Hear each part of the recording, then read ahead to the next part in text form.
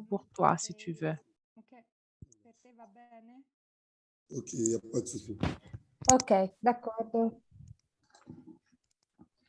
Parfait, Allora, d'accord, merci. tutti pronti a partire? Apriamo Ok, la si on est sessione. tous prêts, on pourrait commencer. Iniziamo. Allora, Oui, je buongiorno a dirais de tutti commencer. Bonjour à questo tous. appunto è l'ultimo workshop On est là pour notre che dernier abbiamo atelier fatto nel après une série de progetto Login, rencontres che organisées dans le cadre du projet Login, coordinato da qui est Arci financé par la Regione région Toscane et coordonné par le comité régional de Arci. abbiamo ritenuto di, come ricordava Fabio, di Comme convertire quelle Fabio informazioni che l'a essere dit, fatte on a pensé d'organiser ces activités en ligne et pas en présence pour donner une certaine continuité au réseau que l'on avait créé entre les sujets, les acteurs de la coopération internationale en Toscane et les partenaires au Sénégal, Burkina Faso et au Niger. On va parler de technologie et d'entreprise aujourd'hui et les fruits, les résultats de ces ateliers seront ensuite à disposition des usagers sur une plateforme qui va réunir aussi les enregistrements des ateliers. Maria, si tu veux prendre la parole pour introduire les rapporteurs, vas-y. Intanto presento un po' il CREA, il centro Je veux avant tout présenter le CREA, le Centre de si recherche occupa di antropologia ethno-anthropologique, applicata. qui s'occupe d'anthropologie appliquée Si è formata nel 2002 et e qui a été attualmente créée en è 2002. costituita proprio con lo scopo di rispondere alla crescente Le domanda but étant de répondre à la demande croissante d'études analytiques sur les dynamiques sociales et les si complexités occupa anche di culturelles. cooperazione Le CREA s'occupe internazionale aussi con de la coopération valorizzazione internationale, di tout en tecnologie ayant une attention e una particulière à valorizzazione l'utilisation des delle technologies locali appropriées et tradizioni. à la mise en valeur Il progetto du Login savoir ha avuto un traditionnel ruolo et nel local. comitato scientifico in cui On a eu un rôle au abbiamo niveau du comité progetto scientifique pour les projets Login et dans une partecipato première phase alla du projet, valutazione e on a dei piani participé comunali di sviluppo delle à autorità locali l'évaluation des dei plans comuni municipaux paesi de coinvolti développement nel pour progetto les che ha proprio municipalités qui sont partecipato impliquées dans le degli projet en scienziati ayant hanno une approche sviluppato de con un participation. microprogetto En même temps, on a créé un l'ERC, micro-projet che è il Wacat Lab, pour per la costruzione di un soutenir notre partenaire prototipo direct, Wacat poi Lab, qui parlerà pour dopo construire delle un valutazioni prototype dont Gildas Guerre, Gildas va responsabile parler del Wacat après, Lab, di un sistema di filtraggio c'est-à-dire un dell'acqua système de a filtration disposizione de l'eau in remoto qui della prévoit comunità. aussi le suivi à Il distance Wacat de la prende questa qualité. occasione per sottolineare Je che saisis cette l'ERC opportunité pour souligner que l'on a construit un réseau il grâce progetto Login au ci ha dato projet la Login. Et possibilità di metterci in connessione con altri ce progetti réseau nous a donné la il progetto del possibilité de créer des Login connexions avec d'autres è partenaires nato dès di que notre projet est agricoltura né, un e projet risparmio lié idrico e alla au maraîchage, conservazione aux économies d'eau dei suoli. et à Il l'utilisation des partenariato sols et à la io conservation des sols, e Consiglio Nazionale en dell'Agricoltura partenariat e avec dell'Agronomia l'Institut du Conseil de recherche et d'agronomie de Florence, en collaboration avec deux partenaires africains qui proviennent du projet Login, c'est-à-dire l'Association africaine pour un avenir meilleur 3AM et Wacat Lab. On est un peu en retard, donc je veux passer la parole aux invités, aux rapporteurs. Le projet Login vise à renforcer un réseau de partenaires en partant des administrations locales et des organisations de la société civile. Cet atelier plus spécifiquement, veut créer une communication et un contact entre les entreprises en Italie et en Afrique. Je veux donc remercier le pôle technologique de Luc pour la participation à cet atelier. Et pour ce qui est du Burkina Faso, on a aujourd'hui avec nous Gildas Gueya, qui est le directeur du Wakat Lab, et l'occasion sera aujourd'hui de parler et de voir s'il est possible de développer des projets en commun et des relations. Merci et je passe la parole à Nico. Merci Maria. Bonjour. Bonjour à tout le monde. Je suis Nico Cerri. Je travaille au pôle technologique de Luc. Je vous remercie de cette invitation parce que créer des relations, créer des réseaux pour nous dans le cadre de projets transfrontaliers est un objectif central pour développer notre mission dont je vais vous parler dans la présentation. Avant de commencer, je voulais justement me présenter et vous remercier, mais comme on est un peu en retard, je vais partir tout de suite avec la présentation du pôle technologique. Aussi pour comprendre si, après la présentation de mon collègue de Gildas, pour voir si on a des possibilités d'échange. Le pôle technologique de Luc se trouve à Luc, justement. Ici, vous voyez le centre de Luc. On est en Toscane et le pôle se trouve dans la première banlieue de Luc à travers la récupération d'un site industriel qui était un site dédié à la production d'huile, Bertolli. Il y a deux immeubles principaux, l'immeuble vert et l'immeuble au toit bleu, et ensuite on a un troisième immeuble qui doit être rénové. Ici, vous voyez des autres images un peu plus rapprochées. C'est une structure très moderne, terminée en 2012. Aujourd'hui, on va nous concentrer sur l'incubateur des entreprises. Le nom est Lucca Innovazione e Tecnologia SRL, qui est une société fondée en 2007 par la Chambre de commerce de Luc, qui est le seul associé. Il s'agit donc d'une création directe de la part de la Chambre de commerce. Et la Chambre de commerce s'occupe de la gestion à travers cette société, Lucca Innovazione e Tecnologia.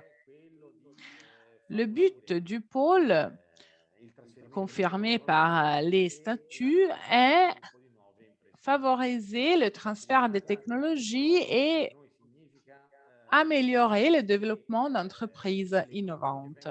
Qu'est-ce que cela signifie? Nous voulons que les innovations développées par les universités, les centres de recherche et les startups puissent se répandre dans les entreprises du territoire. Et en outre, on veut aussi favoriser la naissance et la croissance d'entreprises innovantes des startups. Mais nos interlocuteurs ne sont pas seulement les startups. En effet, on gère cet incubateur pour les startups, mais on a décidé d'unir à ce genre d'activité une activité complémentaire, c'est-à-dire l'accélérateur. Accélérateur est une définition, disons, un peu imaginaire, un peu originale, mais c'est pour dire que l'on veut travailler aussi avec des entreprises qui existent depuis longtemps. Notre structure abrite donc des startups ayant moins de 36 mois et des entreprises qui existent depuis longtemps. À côté de cela, on a créé aussi un coworking, donc un espace qui est consacré aux professionnels qui n'ont pas un bureau, mais tout simplement une table. Et là, on a des professionnels différents qui intègrent un peu cet écosystème d'entreprise.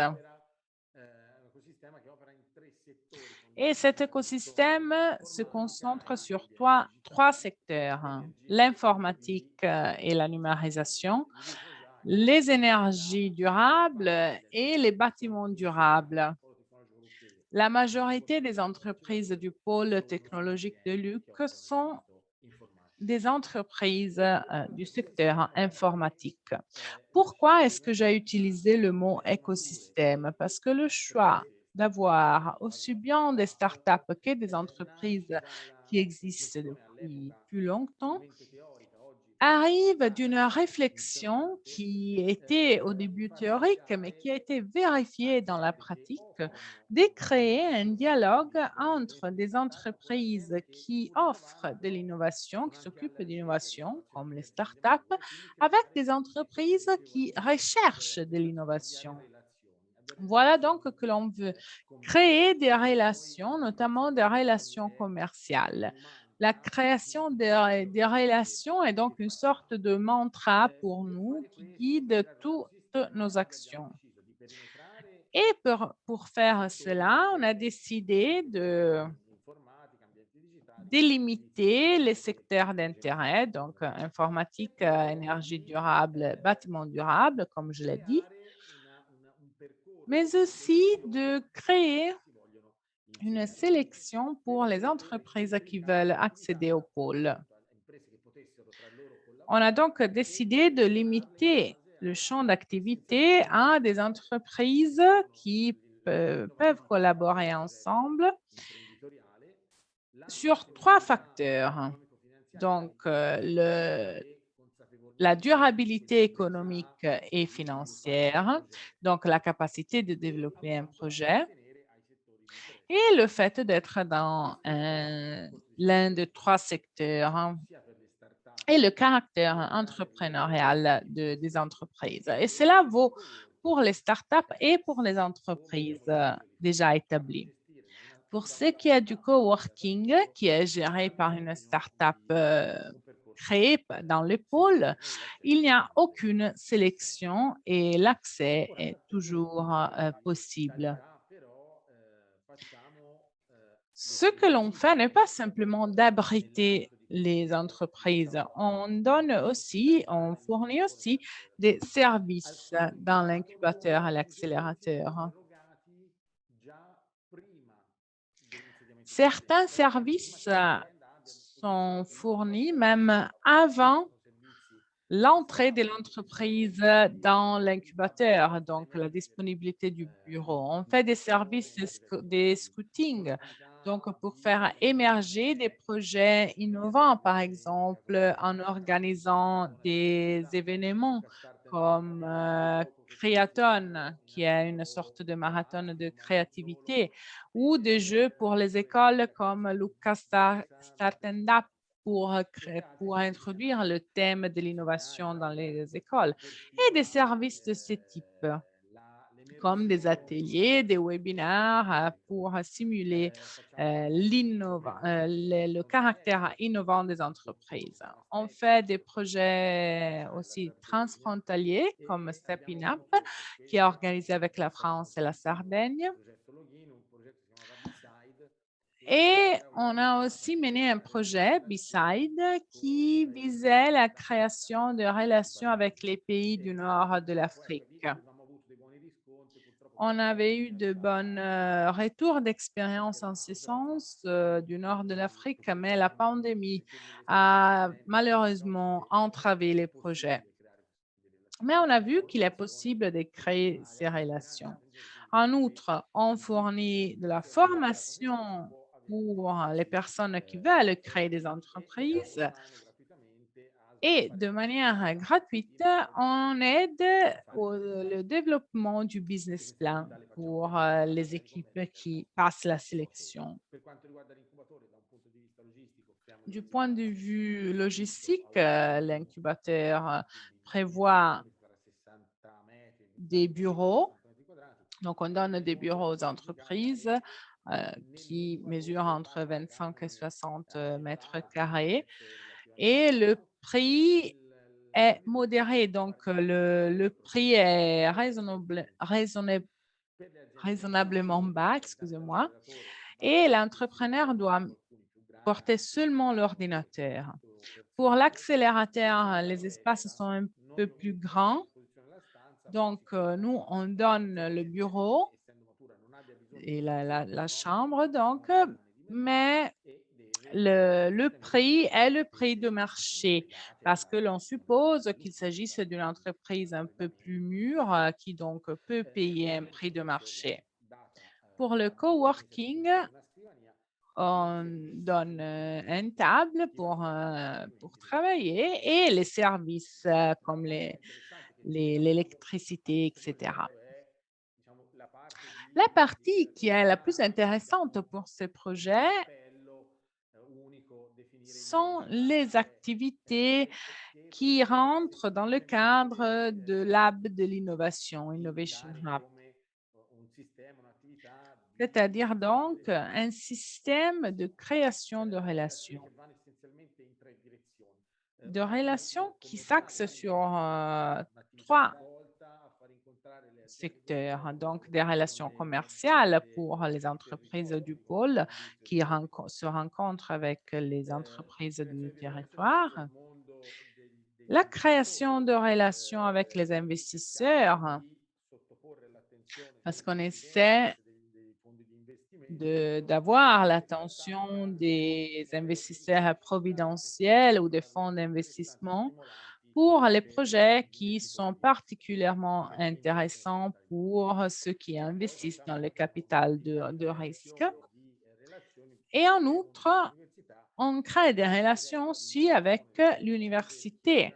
Si les projets d'innovation des entreprises ont besoin d'un approfondissement au niveau technologique pour ce qui est de la mise en marche des produits ou pour la définition des services. Pour les entreprises bien déjà établies, on organise aussi des événements. Avant la pandémie, on a par exemple créé un business-to-business qui a impliqué 120 entreprises du territoire. On fait ce genre de collaboration aussi avec les autres pôles de la Toscane.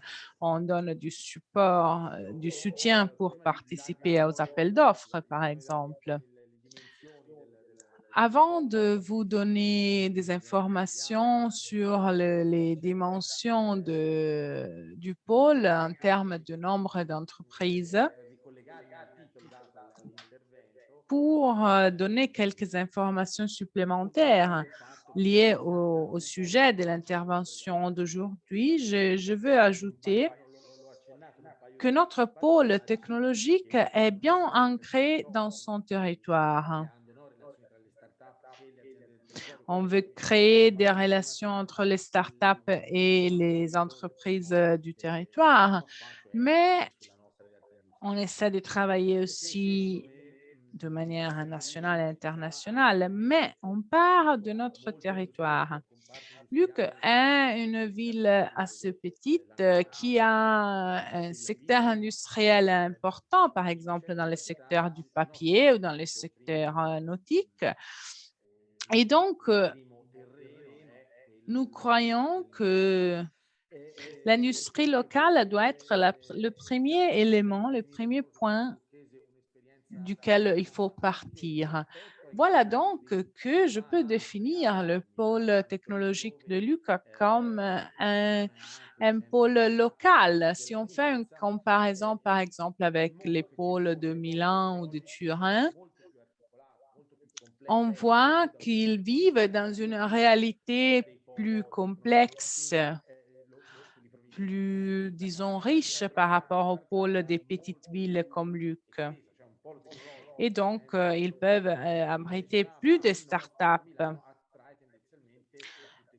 Un centre d'innovation comme le nôtre pourrait attraire à Milan, pourrait être attractif à Milan pour des entreprises de l'Italie entière. Au contraire, ici, on abrite essentiellement des startups du territoire de Luc. Et en effet, la demande est notamment de créer des relations avec le territoire. On ne veut pas donc avoir un modèle de croissance à risque, ayant un risque majeur, c'est-à-dire les genres d'entreprises qui vivent le risque de faire une faillite, mais qui peuvent aussi avoir de marges de croissance énormes. Nos entreprises, au contraire, répondent à un modèle de croissance un peu plus traditionnel qui prévoit l'innovation, mais qui est aussi basé sur les marchés. Donc, on ne cherche pas l'investisseur, on cherche plutôt le client. Voilà pourquoi, en ce sens, nous nous concentrons sur l'innovation locale. Nous voulons faire émerger les produits proposés par les entrepreneurs de notre région, de notre zone.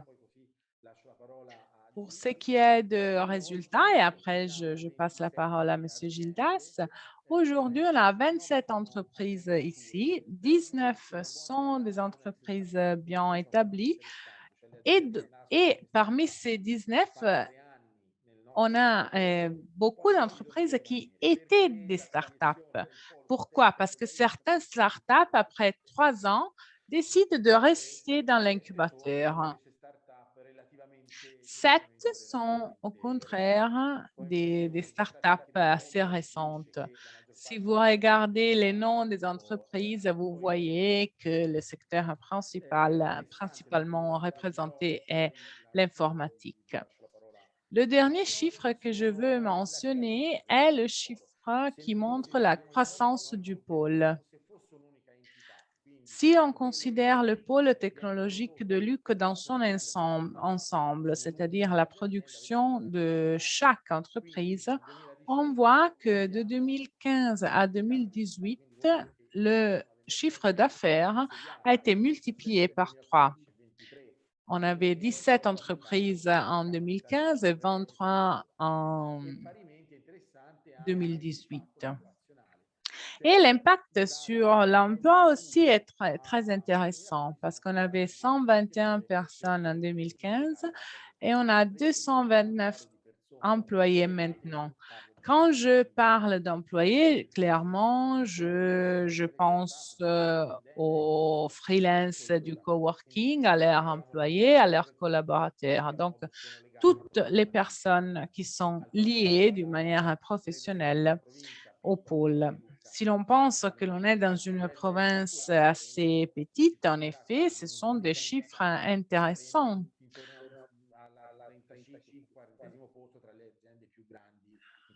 En effet, dans cette région, on est à la 35e place, plus ou moins, en termes de chiffre d'affaires, si l'on considère le pôle dans son ensemble. Comme je le disais, on a un projet en cours, Stepping Up, qui implique la France aussi et qui se concentre sur l'émergence de nouvelles startups.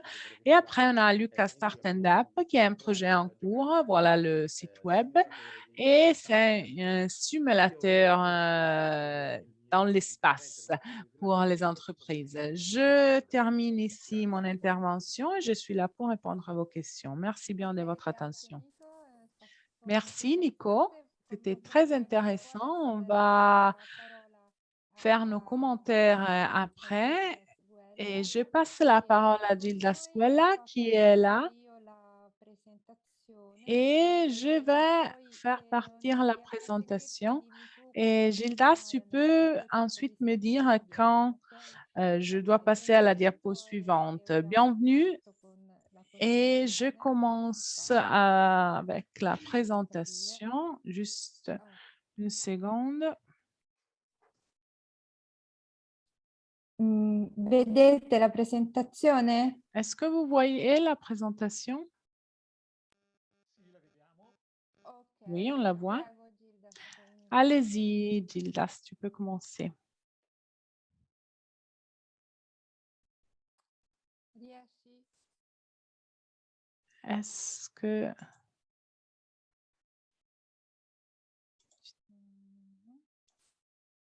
Gildas, Io non vedo. Puoi scrivere anche nei messaggi se ci tu sono dei peux problemi. m'écrire dans la chat si tu as des problèmes?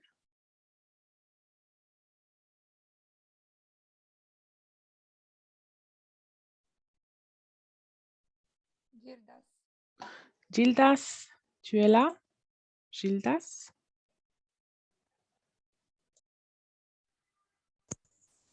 Vous m'entendez?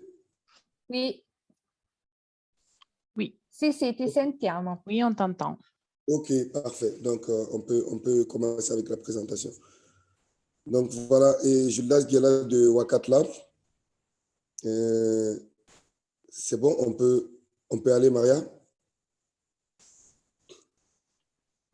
Aspetta che ora non riesco ad andare avanti io. Ecco. Vai. Voilà. Donc, Wakat Lab, c'est une organisation qui se trouve au Burkina Faso et en Afrique de l'Ouest francophone. Donc, présenté un peu au niveau de ces diapos. Donc, il faut dire que le Burkina Faso, en fait, est un pays où l'économie est beaucoup plus basée dans le domaine de l'agriculture, de l'élevage. Donc, à l'instar des pays de la sous-région ouest africaine. Et aujourd'hui, il faut dire aussi qu'il y a le numérique qui devient quand même un essor économique assez favorable, donc sur lequel voilà, le pays a un énorme regard. Donc une évolution dans l'économie informelle aussi, donc qui est une partie au fait de l'évolution économique du pays. Donc le Wakat Lab, situé à Ouagadougou dans la capitale, une organisation qui se veut aujourd'hui être vraiment l'entité qui amène cette jeunesse à pouvoir avoir cette conscientisation sur l'essor entrepreneurial. Donc, du coup, on développe beaucoup l'apport au fait, voilà, au niveau de la jeunesse pour permettre à cette jeunesse de pouvoir évidemment répondre aux besoins de leur propre économie locale. Donc, créé en 2011, et c'était une des toutes premières organisations comme un Fab Lab et un incubateur dans la sous-région, donc où je suis le directeur exécutif. Et il faut dire aussi que nous sommes un pays où on a 60% de la population qui a moins de 30 ans, donc avec une évolution considérable au niveau de la jeunesse. Donc un taux d'employabilité relativement bas et qui a besoin au fait de pouvoir s'appuyer sur l'entrepreneuriat et sur l'économie développée au niveau de la jeunesse afin de pouvoir atteindre nos objectifs. Donc, les services que nous développons, nous avons le Fab Lab, nous avons la formation, nous avons l'incubation et nous avons en fait l'étude et conseil et nous avons le coworking. Donc, pour démarrer, on a le Fab Lab. Maria, on peut aller.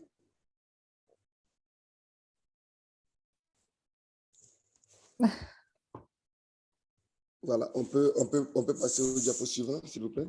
Merci. Voilà, donc on a au fait le Fab Lab qui est vraiment au fait de l'entité sur laquelle nous nous sommes appuyés pour pouvoir développer tous les autres services au fait.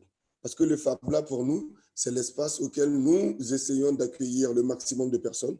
Nous essayons de développer au fait les compétences des jeunes parce que nous nous disons que c'est le lieu qui nous permet au fait aujourd'hui de pouvoir et révéler la compétence que nous avons, de pouvoir permettre aux jeunes de pouvoir développer leurs compétences et de pouvoir apprendre avec les autres. Donc, c'est un espace qui est au fait aménagé avec beaucoup de matériel. Donc, on peut partir des imprimantes 3D et des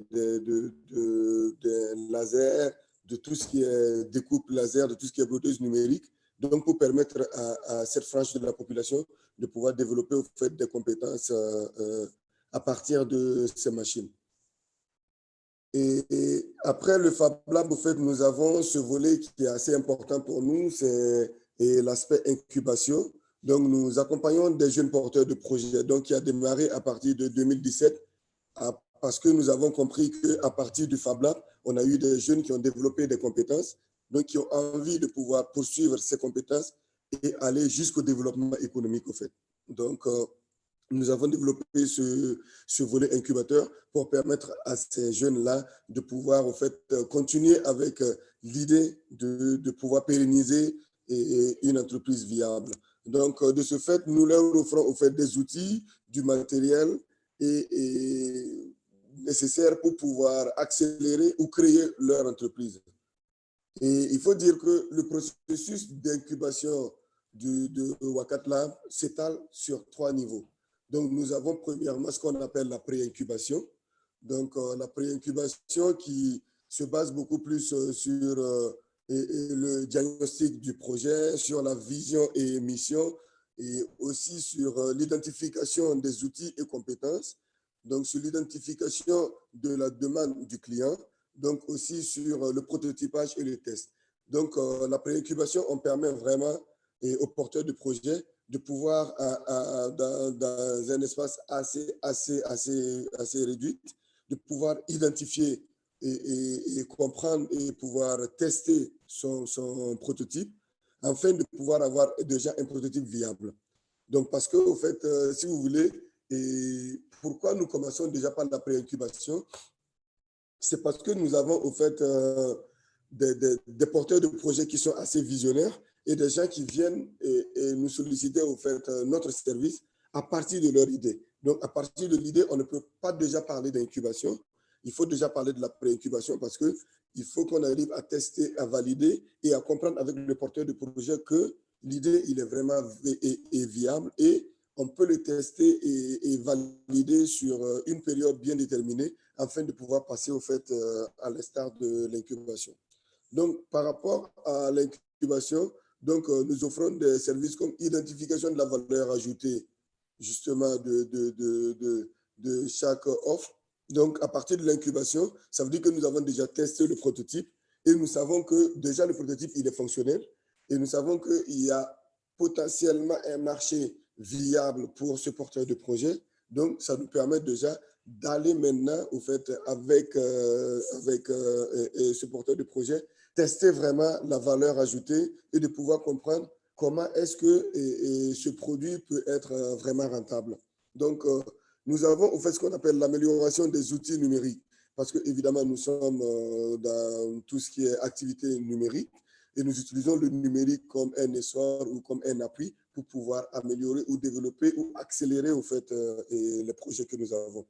Donc, nous avons ce qu'on appelle, au fait, la communication sur l'offre, donc qui est vraiment, au fait, un des outils importants dans la phase, au fait, de l'incubation. Et nous avons, au fait, la stratégie de vente.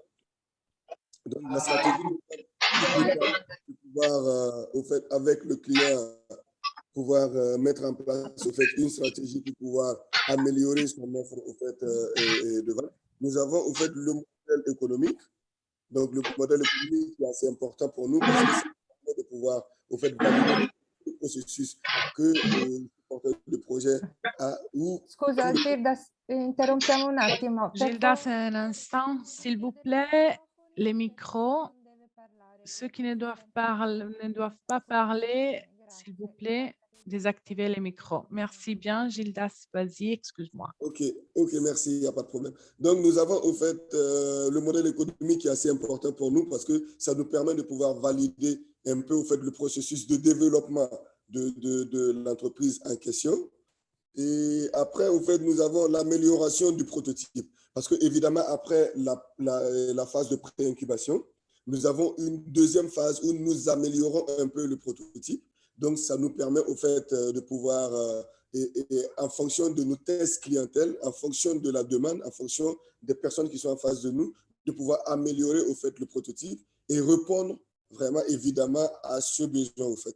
Donc, après ça, nous avons ce qu'on appelle, au fait, et la gestion du personnel, qui est hyper important parce qu'aujourd'hui, il faut le reconnaître que la majorité des porteurs de projets et l'échec du développement de leur entreprise, c'est vraiment la gestion du personnel. Comment est-ce qu'un porteur de projet peut arriver à pouvoir avoir le personnel adapté aux besoins adapté à l'environnement, adapté à la demande de la clientèle. Donc, c'est un point qui est assez important pour nous. Voilà pourquoi, au fait, nous prenons 3 semaines pour travailler avec ce porteur de projet afin de pouvoir valider, au fait, toutes les personnes autour de ce projet et de pouvoir, au fait, donner à ce projet cette viabilité économique.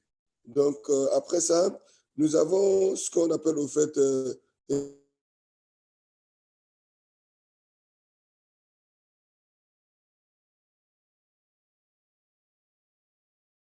la RSE. La RSE qui est assez important pour nous. Pourquoi? Parce que, au fait, pour nous, au fait, les porteurs de projets, nous leur disons qu'une entreprise, c'est bon, ok, voilà, nous leur disons qu'une entreprise est viable quand elle a une responsabilité sociale. Donc, pourquoi la responsabilité sociale? La responsabilité sociale va sur plusieurs envergures, au fait. Elle peut être de tout ce que l'engagement, au fait, et de tout l'engagement du personnel envers cette entreprise. Comment est-ce qu'on rend responsable les différentes personnalités qui tournent autour de cette entreprise? Et comment est-ce qu'on fait en sorte que ce porteur de projet ou cette entreprise est vis-à-vis responsable de son environnement? Quel est l'impact social qu'il a envers et toutes les personnes qui tournent autour de cette entreprise? Quel est l'impact social qu'il a envers, au fait, son environnement? Quel est l'impact social qu'il a en donnant, au fait, un développement assez cohérent par rapport à son environnement? Donc, c'est assez important pour nous de travailler avec nos porteurs de projets pour vraiment leur amener à avoir, au fait, une responsabilité sociale. Donc, après ça, nous avons ce qu'on appelle les levées de fonds. Les levées de fonds qui permettent, au fait, à nos entreprises de pouvoir, au fait, avoir une pérennité économique et de pouvoir avoir une continuité sur le temps. Et après l'incubation, qui est une phase assez importante, nous avons ce qu'on appelle l'accélération. Donc, l'accélération pour nous, c'est, au fait, l'accélération, c'est vraiment pour des porteurs, au fait, des entreprises qui ont moins de 5 ans de fonctionnement, donc qui veulent passer à un autre niveau, donc qui veulent vraiment, qui ont déjà validé leur offre économique, qui ont déjà validé, au fait, voilà, tout le processus de développement économique, maintenant qui veulent impacter au-delà de leur environnement, qui est peut-être le Burkina Faso. Donc, qui veulent aller, au fait, dans d'autres horizons, au fait. Donc, pour l'accélération, ce que nous faisons, nous avons ce qu'on appelle l'amélioration des outils numériques. Pourquoi l'amélioration des outils numériques? Parce que nous nous disons qu'une entreprise qui a 5 ans de fonctionnement, qui a validé déjà son offre économique et qui veut aller au-delà de son environnement et d'intervention, il faut qu'il améliore ses outils numériques parce que c'est avec le numérique qu'il peut arriver à franchir, au fait, son environnement habituel. Donc, nous avons l'amélioration, au fait, des outils numériques pour pouvoir mettre en place, au fait, des processus afin de lui permettre d'avoir une renommée internationale, afin de lui permettre de pouvoir toucher des personnes qui sont au-delà de son environnement habituel. Donc, nous avons ce qu'on appelle la communication sur l'offre. Comment est-ce qu'il peut arriver à pouvoir proposer son offre au-delà de son environnement habituel, afin de pouvoir toucher des bailleurs de fonds, afin de pouvoir avoir un impact économique au-delà, au fait, de son environnement habituel. Nous avons la stratégie de vente. Comment est-ce qu'on met en place une stratégie de vente pour lui permettre de pouvoir vendre au-delà de son environnement habituel, pouvoir vendre au-delà de sa zone de confort qui est potentiellement, au fait, le lieu où l'entreprise est implantée. Donc, en fin de compte, nous avons ce qu'on appelle les levées de fonds, parce que les levées de fonds permettent, au fait, et au processus d'accélération de pouvoir avoir la valeur économique et le potentiel économique souhaité afin de pouvoir aller au-delà. Et après ça, ce volet incubation, pré-incubation et accélération, nous avons la formation qui est aussi un des domaines assez importants pour Wakat Lab.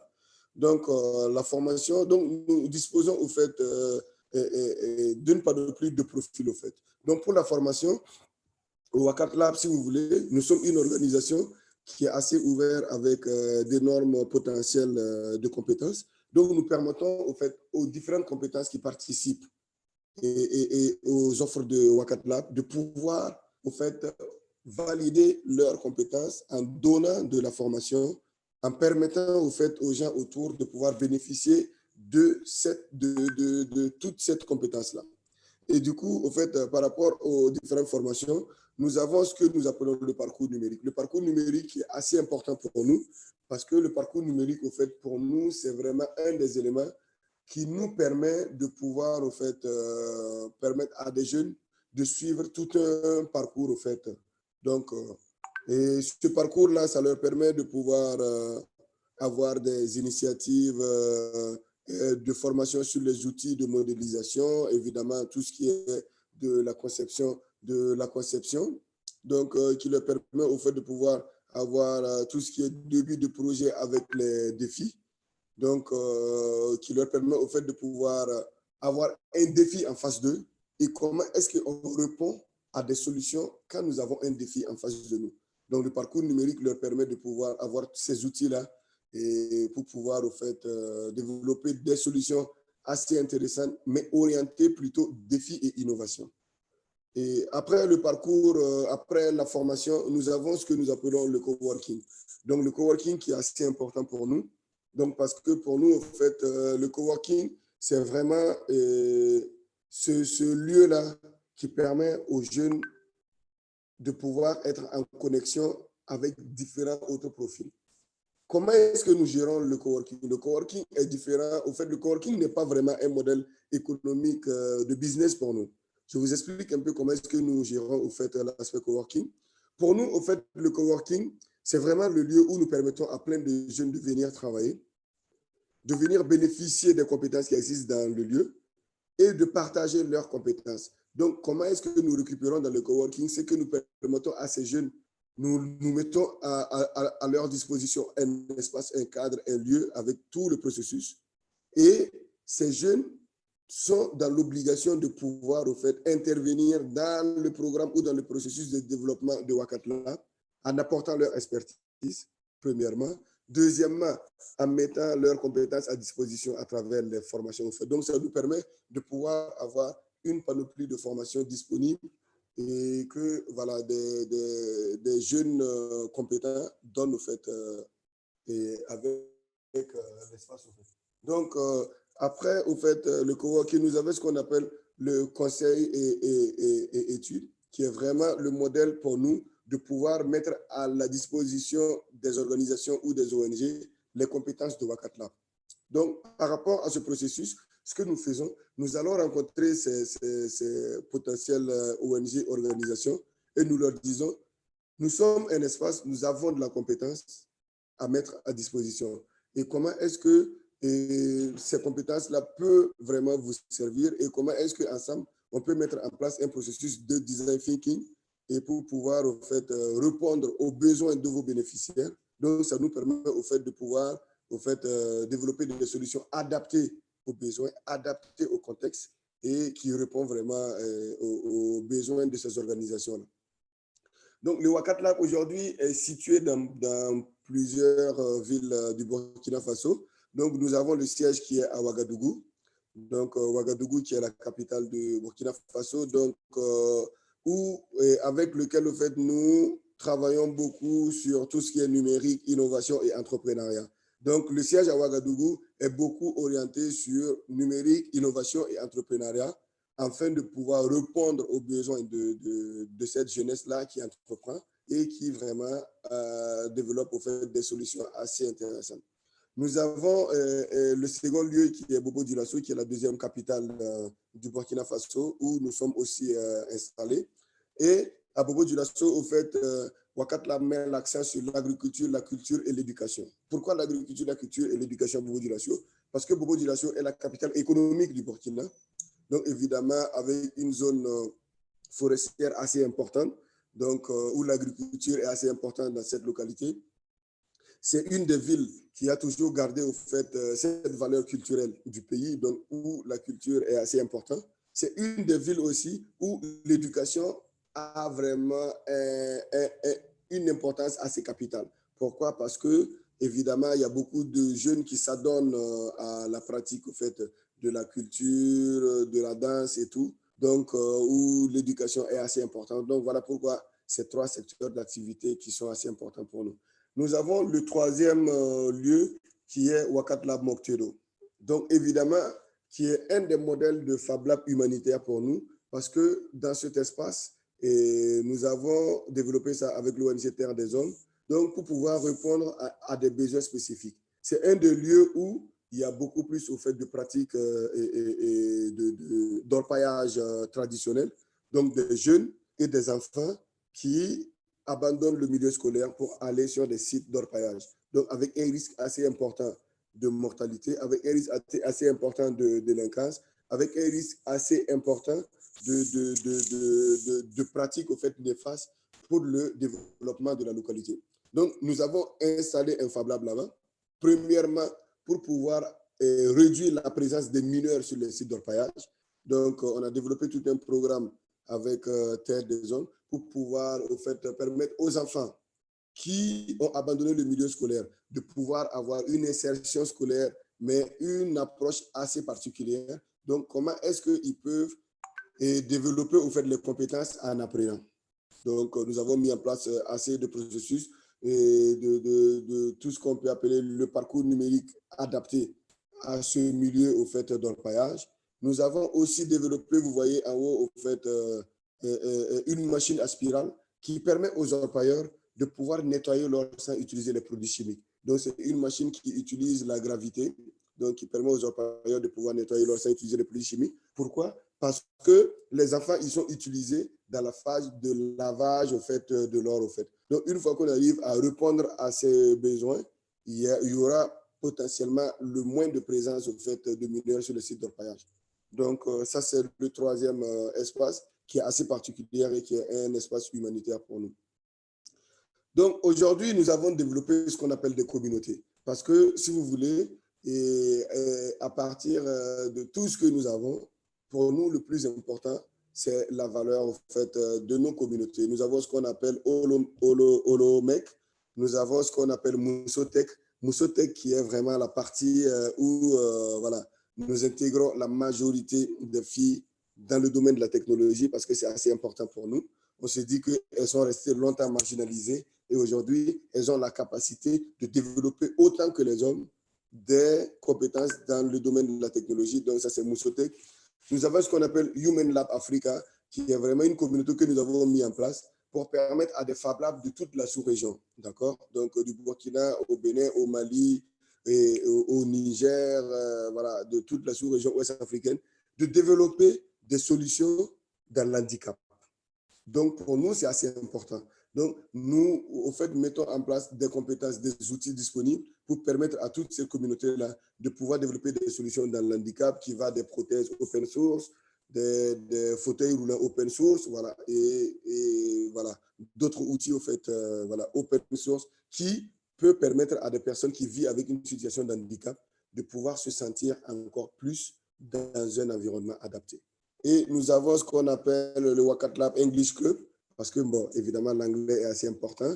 On se dit que pour s'ouvrir à un monde extérieur, il faut être bilingue, il faut avoir voilà, les capacités de pouvoir communiquer avec la majorité des personnes.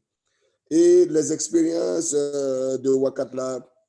Donc, Wakat Lab a participé à la mise en place d'espaces d'innovation et incubateurs en Afrique, au fait. Donc, il y a le Bénin en 2015, auquel nous avons accompagné à la mise en place de l'espace. Donc, au Togo en 2012. Donc, nous avons le Rwanda en 2014. Nous avons le Mali en 2015. Et nous avons la Mauritanie en 2014. Et nous avons la Côte d'Ivoire en 2014. Nous avons le Sénégal en 2017. Voilà, nous avons le Fab Lab de Rennes en 2012, auquel nous avons participé. Et nous avons... comment on appelle, Kinshasa en 2017, le Congo.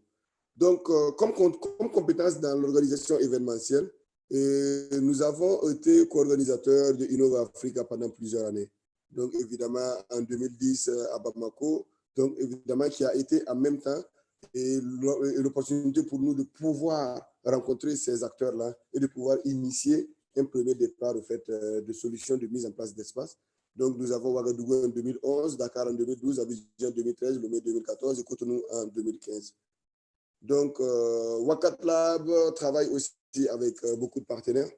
Et bon, voilà, il y a énormément de partenaires qu'on n'a pas pu rajouter par là, évidemment, qui sont en face de nous. Donc, j'espère qu'ils vont pas se sentir frustrés. Donc, voilà, nous travaillons avec vraiment beaucoup de partenaires. Donc, nous avons la francophonie qui nous a appuyés à la mise en place et à la réorganisation de notre espace physique. Nous avons la Fondation Orange avec laquelle nous développons en fait un parcours numérique pour des jeunes au Burkina Faso. Nous avons Enabel avec lequel nous développons des compétences pour l'administration publique et nous mettons en place en fait des outils pour permettre aux jeunes de la localité du centre-est de pouvoir bénéficier de ces outils-là pour développer leurs compétences. Nous avons l'UNICEF avec lequel nous travaillons beaucoup pour développer des compétences avec les jeunes, donc pour permettre aux enfants de pouvoir bénéficier de compétences technologiques numériques assez importantes. Et nous avons Fondation for Africa, nous avons Bimades qui est un partenaire avec lequel nous allons en consortium sur beaucoup d'appels à projets. Et nous avons Compagnia di São Paulo, donc avec lequel nous avons beaucoup travaillé pour des solutions dans le domaine de l'agriculture dans la zone de Koudougou. Donc, évidemment, pour la mise en place, au fait, d'une agriculture connectée et la mise en place d'un événement d'agriculture connectée et la mise en place, au fait, d'un séchoir solaire pour pouvoir permettre aux femmes qui travaillent dans le riz de pouvoir bénéficier d'une facilité dans le processus de leur développement. Nous avons au fait l'ambassade de France avec laquelle nous travaillons beaucoup dans le domaine de l'agriculture, donc surtout pour leur volet au fait et culturel. Et nous avons quelques incubés que nous allons vous présenter. Les chiffres aujourd'hui en termes d'incubation, nous avons au maximum au fait 19 personnes qui ont déjà été incubées. Et nous avons, dans ces 19 personnes, nous avons 10 personnes qui sont déjà sorties et qui sont déjà installées sur leur propre compte, en fait. Donc, voilà, nous avons quelques projets qui sont incubés. Et donc, Kelbono, justement, qui est cette solution d'eau, de filtre, et pour pouvoir, en fait, donner à cette population de l'eau potable et leur permettre de pouvoir avoir une fiabilité, une traçabilité sur la consommation de leur eau. En fait. Donc, nous avons Hydro Plus Moteur, qui est une solution au fait, de mise en place au fait, d'hydrogène, donc qui permet de nettoyer les véhicules. Donc, évidemment, ça rentre dans le cadre de tout ce qui peut être environnemental et ça rentre dans le cadre de tout ce qui peut être pollution, parce que cette solution permet au fait de pouvoir le circuit d'admission de nos véhicules pour éviter que les véhicules polluent et ça réduit le taux de consommation de nos véhicules. Donc, après Hydro Plus Moto, Maria, on peut continuer, s'il te plaît? Voilà, donc après Hydro Plus Moteur, nous avons au fait dans le domaine de la nutrition une solution au fait qu'on appelle Afrique Food Nutrition. Donc une dame qui développe au fait des solutions qui crée une gamme variée de farines nutritionnelles sous la marque Yanogo. Donc et la mise en place au fait d'une unité de production semi-industrielle. Donc l'objectif, c'est vraiment de pouvoir répondre à cette malnutrition des enfants. En fait. Comment est-ce qu'on peut, à travers nos produits locaux, développer des solutions pour pouvoir permettre à nos mamans, évidemment, de pouvoir bénéficier des produits adaptés afin de nourrir, en fait, les nourrissons, nos enfants, avec des produits assez sains. Et voilà, donc ça c'est vraiment quelques incubés. Donc nous avons choisi au fait voilà, des gammes de solutions assez différentes pour vous permettre de voir un peu tout l'essor et toute la compétence que nous avons et pour aussi vous dire que nous n'avons vraiment pas de limite. Pour nous, en fait, l'incubation, c'est un impact. Donc, comment est-ce que les solutions ont de l'impact et comment est-ce que les porteurs de projets, ils sont visionnaires et quelle est leur vision pour pouvoir répondre aux besoins de notre environnement. Moi, je dis toujours, hein, chaque problème que nous avons est une solution d'entreprise. Et nous avons tellement de problèmes et nous passons tout le temps à parler de problèmes que chaque personne a la possibilité de créer au minimum 2 entreprises. Parce que à chaque fois, nous avons énormément de problèmes. En fait. Donc, c'est vraiment notre philosophie, c'est de faire participer et de co-construire avec les usagers. Donc, utiliser les bénéficiaires comme des potentiels partenaires pour nous, afin de pouvoir tester et valider nos solutions. Merci beaucoup.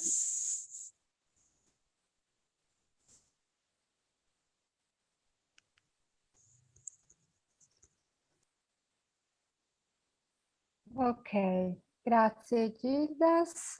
E Très bien, adesso merci Gildas. Maintenant, on peut ouvrir la partie d'échange de débat entre le Paul Lucchese et Wacat Lab. Donc, ceux qui ont de demandes à poser peuvent commencer.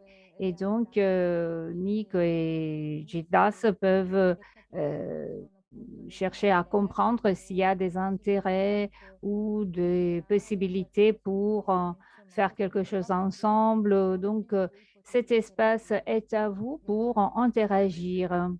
Bien évidemment, étant donné qu'il y a d'autres participants en ligne, on peut ouvrir cet espace à d'autres pour avoir des suggestions intéressantes. Moi, personnellement, je pense que la présentation de Gildas a été très, très intéressante.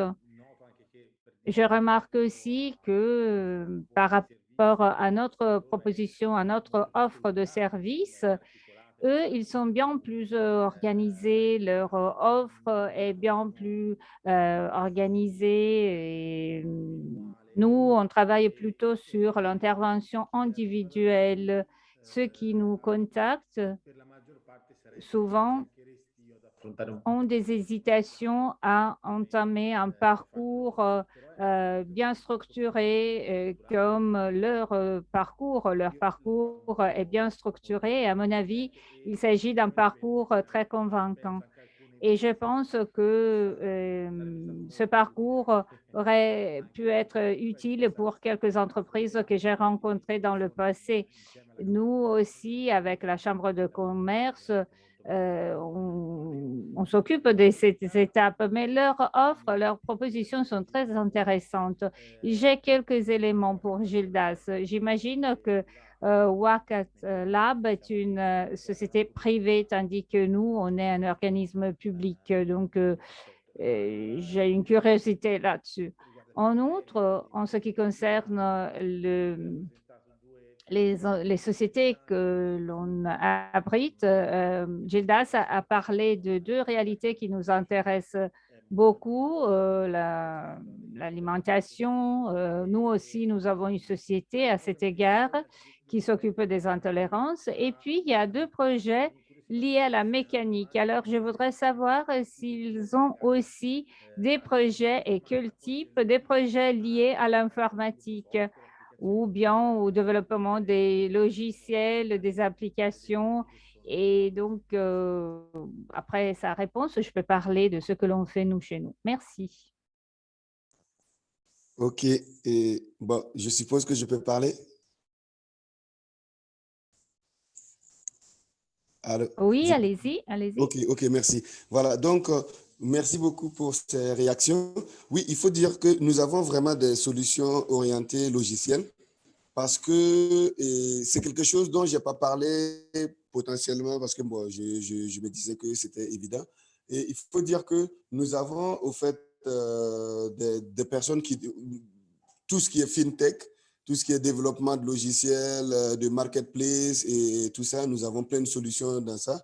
Donc, des solutions dans tout ce qui est commande en ligne et tout ça. Et après, au fait, une des solutions technologiques sur lesquelles nous avons travaillé, c'est beaucoup plus, au fait, la mise en place de plateformes pour la gestion des déchets, au fait. Donc, comment est-ce que les gens ils peuvent avoir une responsabilité, leur engagement sur la gestion de déchets et pouvoir avoir au fait voilà, des points stratégiques de collecte de déchets. Enfin, voilà. Donc, ça, c'est une des solutions assez importantes que nous avons travaillé sur le développement logiciel. Et donc, l'apport, si j'ai bien compris, il y avait au fait aussi un volet mécanique dont vous avez parlé. Et le volet mécanique, il s'appuie beaucoup plus dans tout ce qui est hydro plus moteur, au fait. Parce que celui qui a développé cette solution, donc on est en train de travailler avec lui pour aller au-delà de la mise en place au fait des box d'hydrogène. Donc, c'est comment est-ce qu'il peut avoir au fait un web service et d'entretien mécanique. Donc, voilà, qui nous permet aussi de développer une solution web. Et aujourd'hui, il faut dire que notre vision par rapport à tout ça, c'est de pouvoir mettre en place un processus de formation assez adapté. Parce que nous sommes conscients que nous sommes dans un pays où la majorité n'a pas forcément accès à un processus d'éducation de leur choix.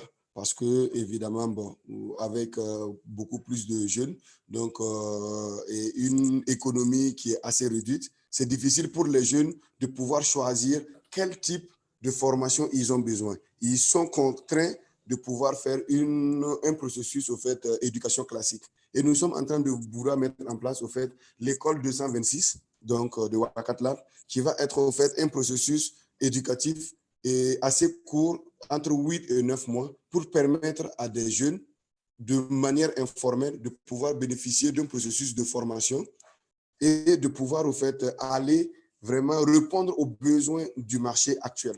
Donc, qui est évidemment l'informatique, l'électronique, la conception et les processus au fait de pouvoir identifier des besoins par rapport à des problèmes au fait. Donc voilà, c'est un peu ce que je veux rajouter et je suis disponible encore pour d'autres questions. Merci.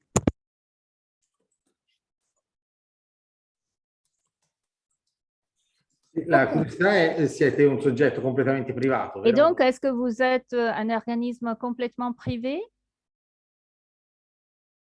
Oui, nous sommes privés. Il faut dire que Wakatlab, en fait, c'est moi qui l'ai créé en 2011, donc qui est une association professionnelle, donc avec un directeur exécutif, au fait. Donc, évidemment, d'avoir des présidents et tout ça, on a mis en place un directeur exécutif parce que nous sommes une association professionnelle, donc on est privé.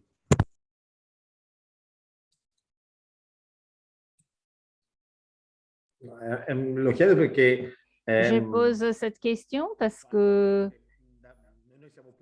nous, par exemple, on est un organisme public, nous travaillons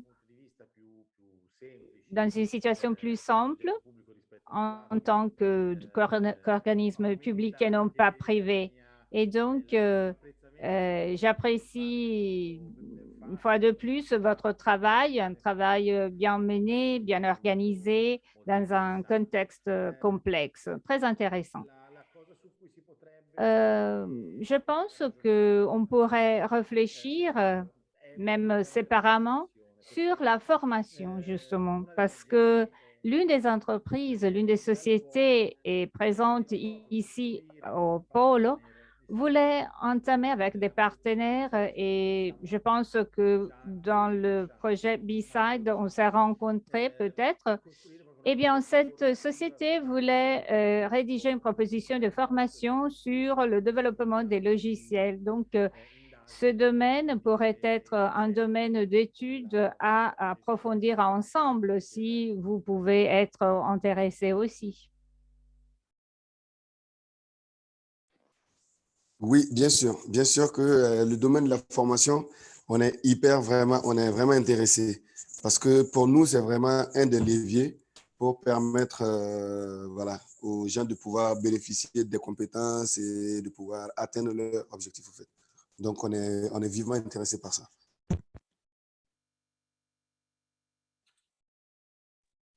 Parce que ce sujet intéresse nos entreprises, nos startups aussi, étant donné que ici, chez nous, il est très difficile de repérer et du personnel spécialisé dans le domaine informatique, parce qu'en général, qui va à l'école, à l'université,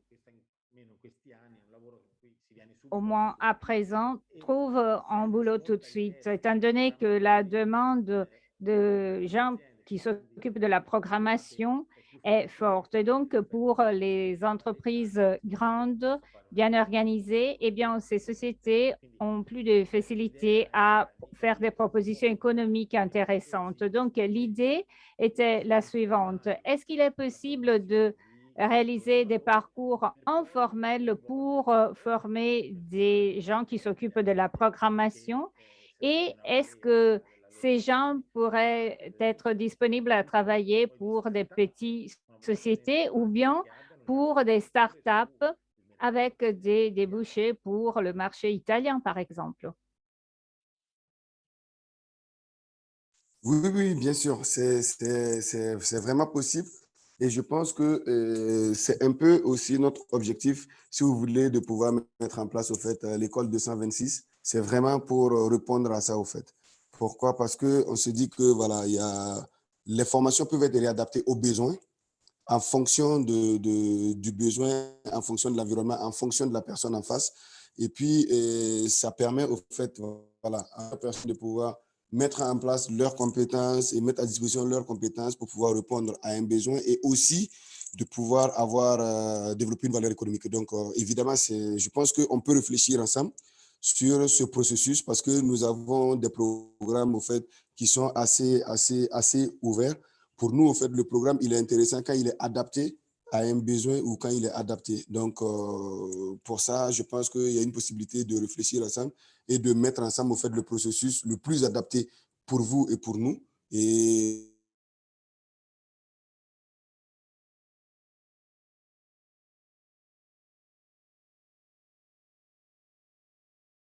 Direi che poi su questo punto anche Je pense que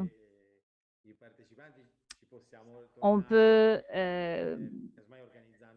organiser une rencontre séparée, de sorte à ne pas monopoliser la réunion d'aujourd'hui. On peut organiser une rencontre avec le centre de recherche et pour réfléchir sur les sociétés impliquées aussi. Donc, il faut se rencontrer, il faut mettre ensemble toutes les pièces de ce projet ensemble. Voilà. Quindi Donc, je pense que là-dessus, on peut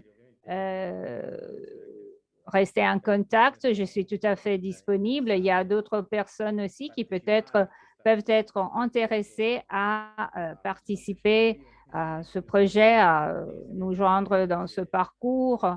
Donc, j'aime bien faire les choses avec les autres, travailler ensemble. Merci, merci Nico.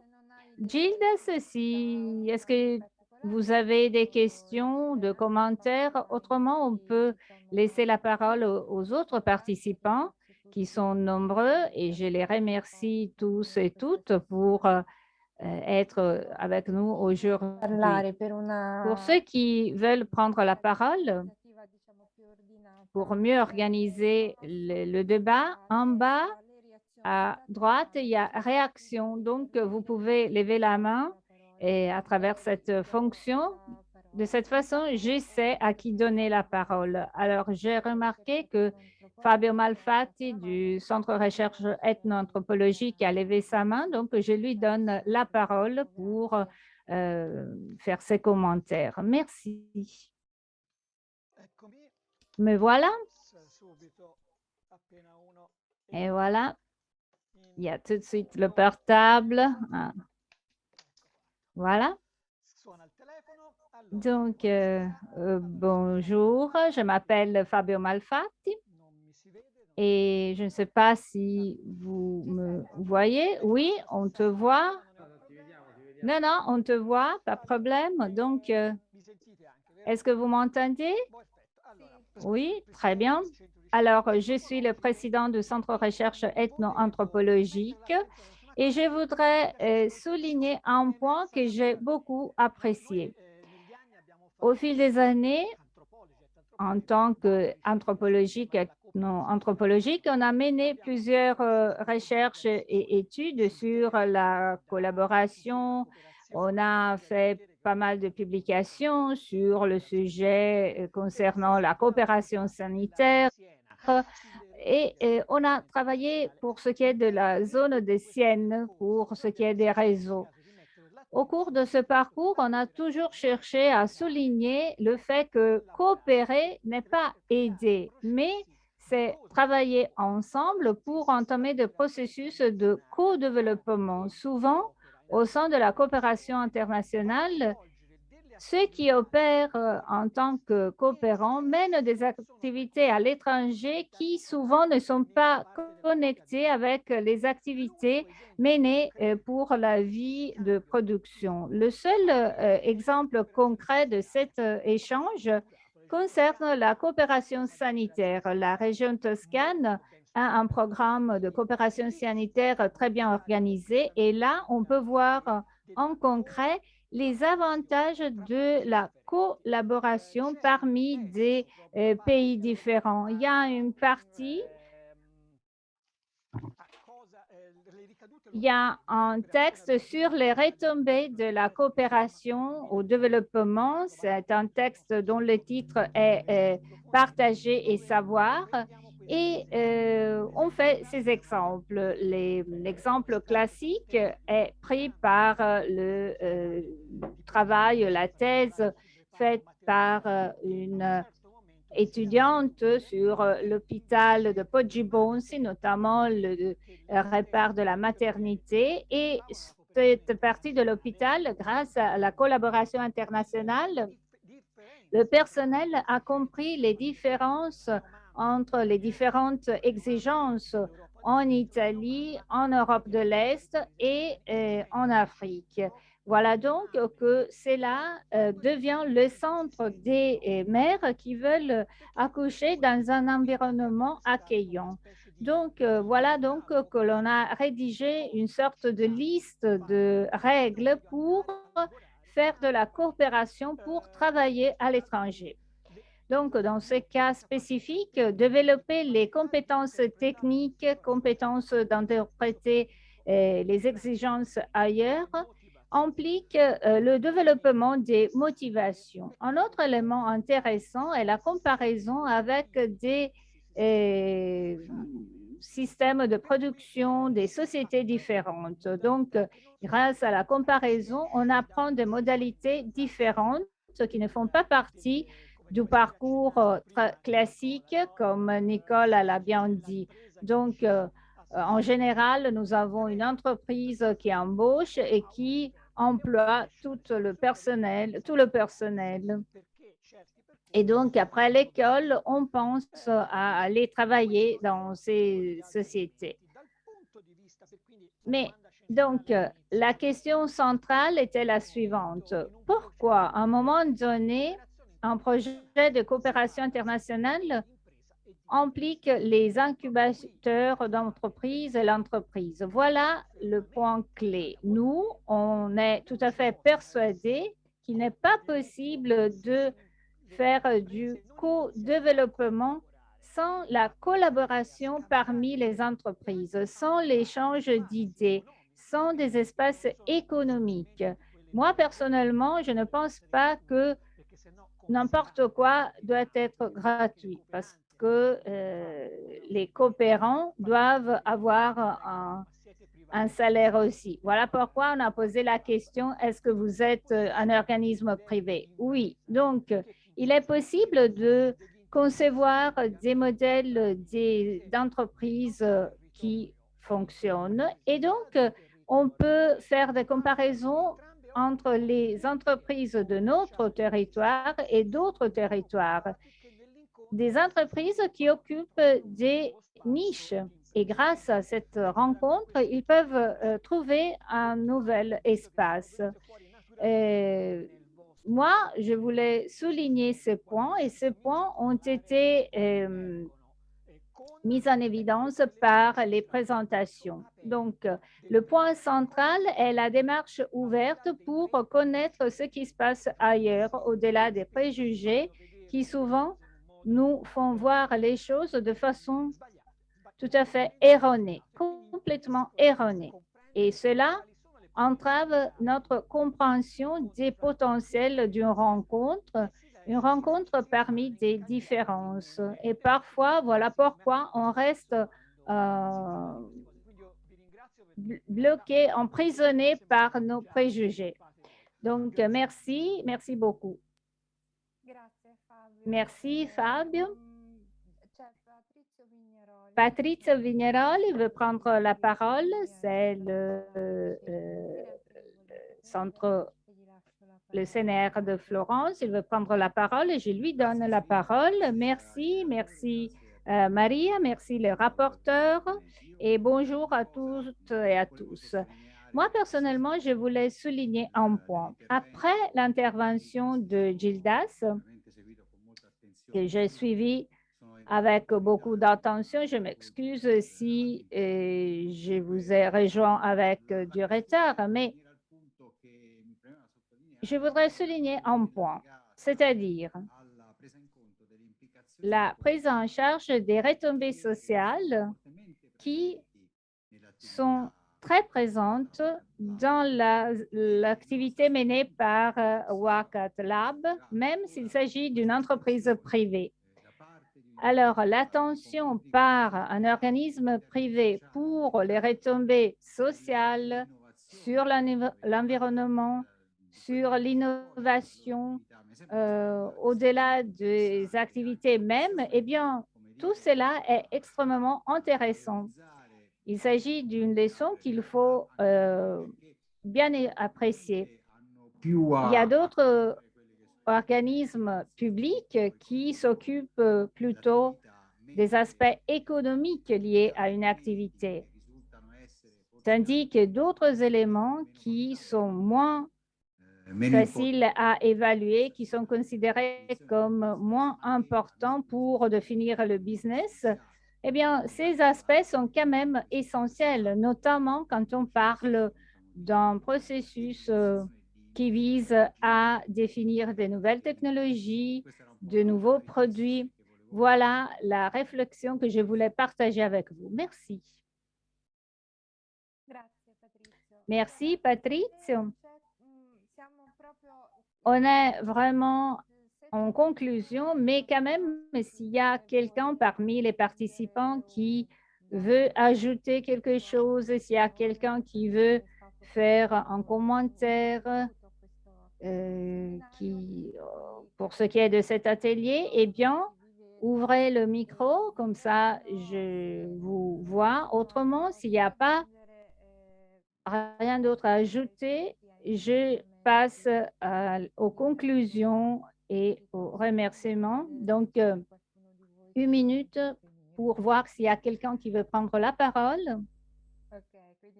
Très bien. Aucune main levée, donc je vous remercie. Ah oui, Carlos a levé la main, donc allez-y. Merci beaucoup, Gildas.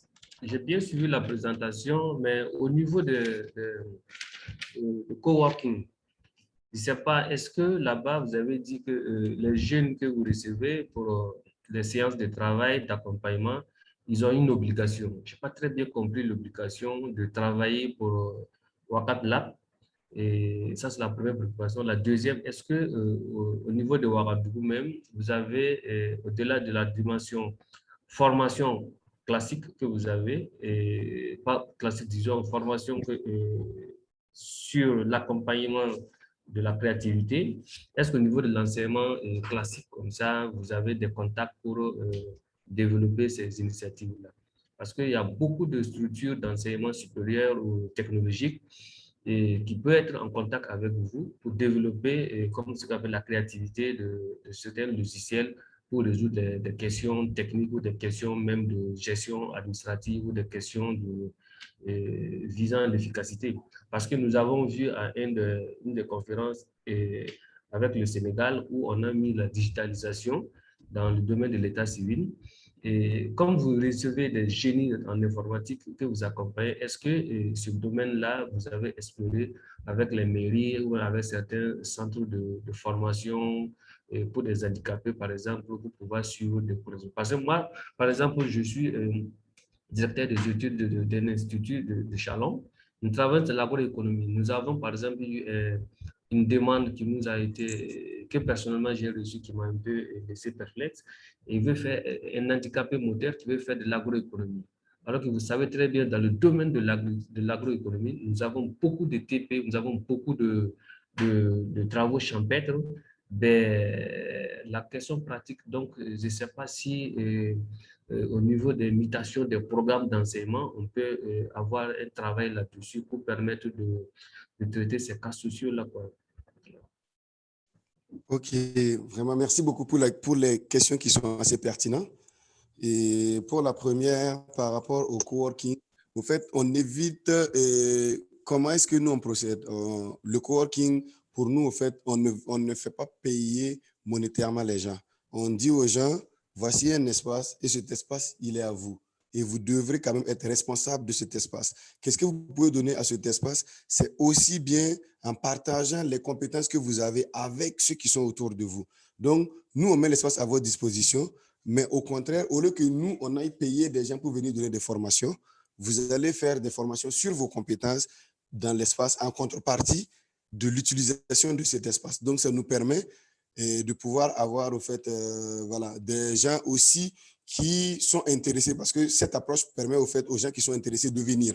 Donc, pas forcément des gens qui voient uniquement que leur propre gain personnel, mais comment est-ce que je peux aussi être utile en participant à cet espace-là. Donc, c'est un peu notre approche donc pour le coworking. Donc, je ne sais pas déjà si je réponds à la première question, c'est bon? Là-bas, oui, je vois. Maintenant, comme on a beaucoup d'anthropologues, là, je pense que vous êtes dans le don de Marcel. Donc, du coup, on a donnant. Là, je comprends mieux. Exactement. Exactement. Voilà. Donc, maintenant, pour la deuxième question, oui, au fait, il faut dire que nous essayons, hein. C'est quand même un peu compliqué dans le sens où on n'a pas forcément des gens face à nous qui sont assez réceptifs au fait. Donc, nous essayons parce qu'au sein de Wakat Lab, nous avons ce qu'on appelle le développement du pôle et formation au fait, donc qui est occupé par une personne.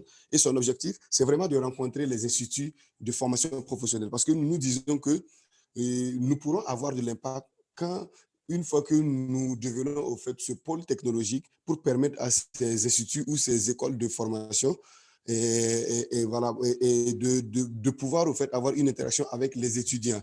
Donc, pour leur permettre d'utiliser cet espace comme le lieu au fait pour pouvoir mettre en œuvre les idées les plus fous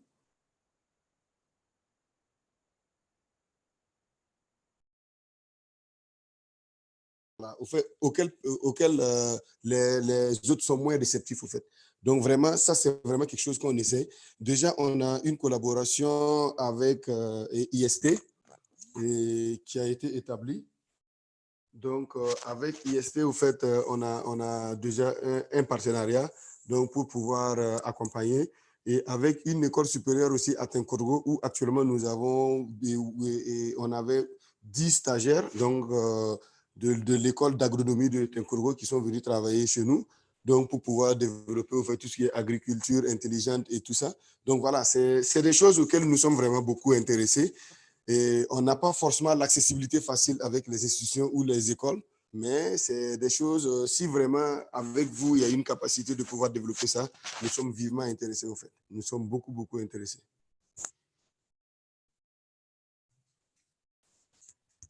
OK, bien reçu. Il n'y a pas de souci, on verra. Comme je m'en vais ensemble, on verra ça. Parfait. Merci beaucoup. Ok, allora, se Très bien. proprio l'ultima, ok, Euh, non ci sono altri interventi, S'il n'y a pas d'autres interventions, d'autres demandes, Touré, je d'accordo, breve. t'aurai très rapidement. Dakar, Maria, merci. Merci beaucoup pour cet atelier qui a été très utile pour nous. Très rapidement, j'ai une petite question pour le collègue, pour le pôle. Nous avons entamé un centre à Dakar qui développe une start-up pour travailler dans le domaine de l'agriculture.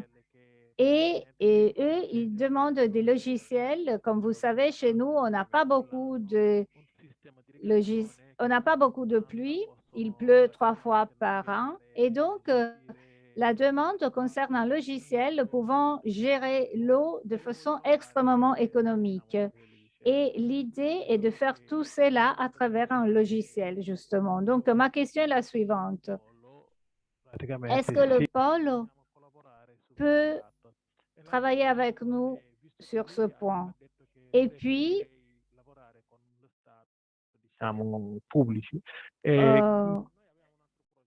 quelqu'un a dit qu'il préfère travailler avec des institutions publiques. Nous, on a aussi un autre projet. Touré, est-ce que vous êtes encore là? On n'a pas le... Alors, notre projet vise à digitaliser les dispositifs qui peuvent...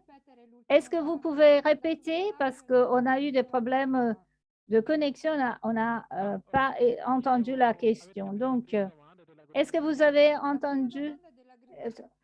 La première question concerne l'agriculture. Est-ce que cette question est pour le pôle de Lucca? Est-ce que cette question est pour WACT-Lab?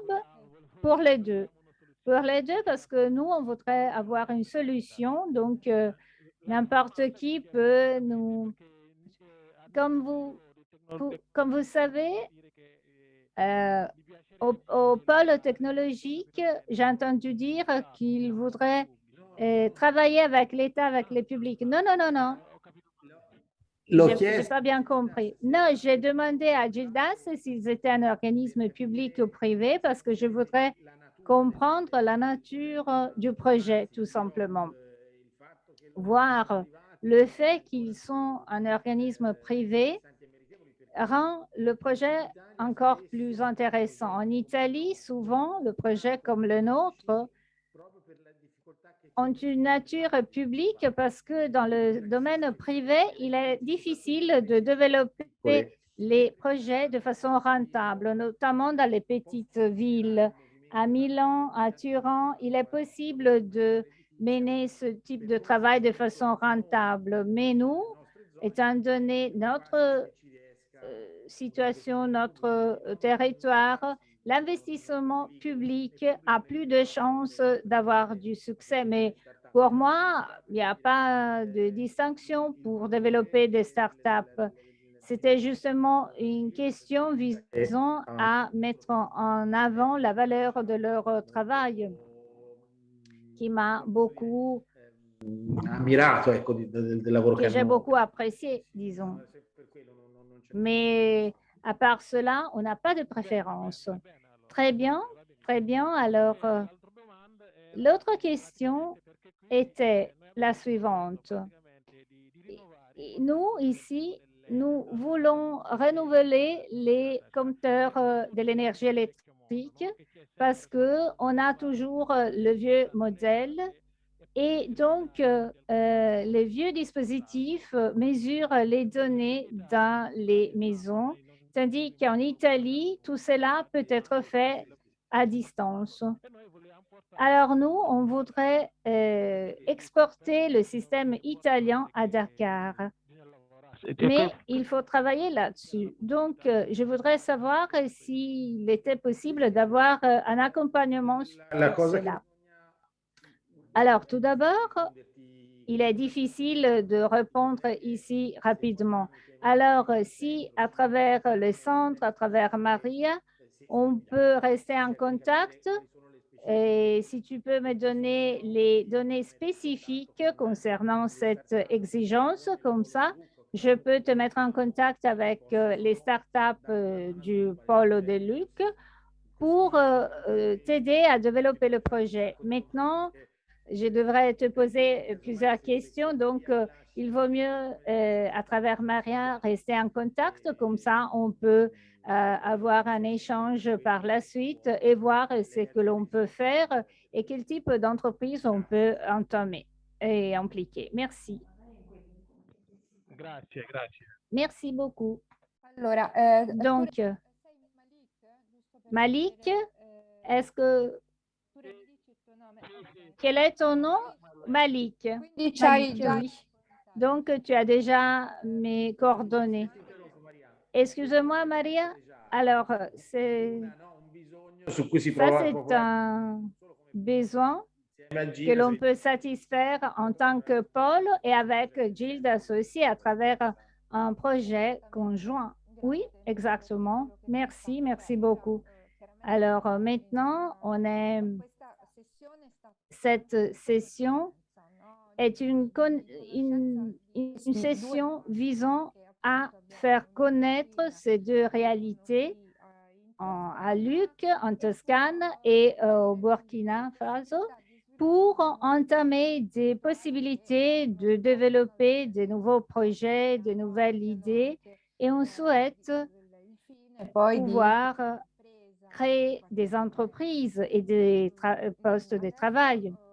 Donc, maintenant, je vous propose ce qui suit. Ceux qui sont au sein du réseau, ceux qui ont déjà mes coordonnées, et mon adresse email est mpacelli@ ou bien si vous n'avez pas mon adresse email, vous pouvez laisser un message sur la page privée. Donc, dans le chat, vous pouvez voir l'adresse du poste électronique de Maria. Et de cette façon, on peut voir quelles sont les suggestions intéressantes pour mettre en place les résultats de cette rencontre. Donc,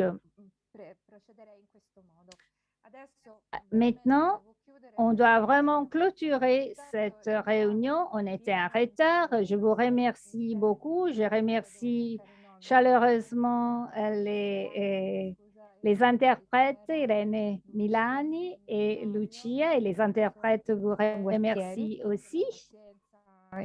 Et je remercie les interprètes pour leur patience et la disponibilité. Votre rôle est de faciliter la communication, la compréhension au-delà de la langue qui parfois représente un obstacle. En plus, je remercie tous les participants et pour les questions, vous pouvez faire référence à mon adresse de poste électronique ou à travers la page de notre centre. Et je remercie aussi Login Network Project pour nous avoir donné la possibilité d'organiser cette rencontre et j'espère avoir d'autres possibilités de coopération. Merci beaucoup. Merci. Au revoir. Merci. Grazie e a presto a tutti e a tutte. Merci et à bientôt à tous et à toutes.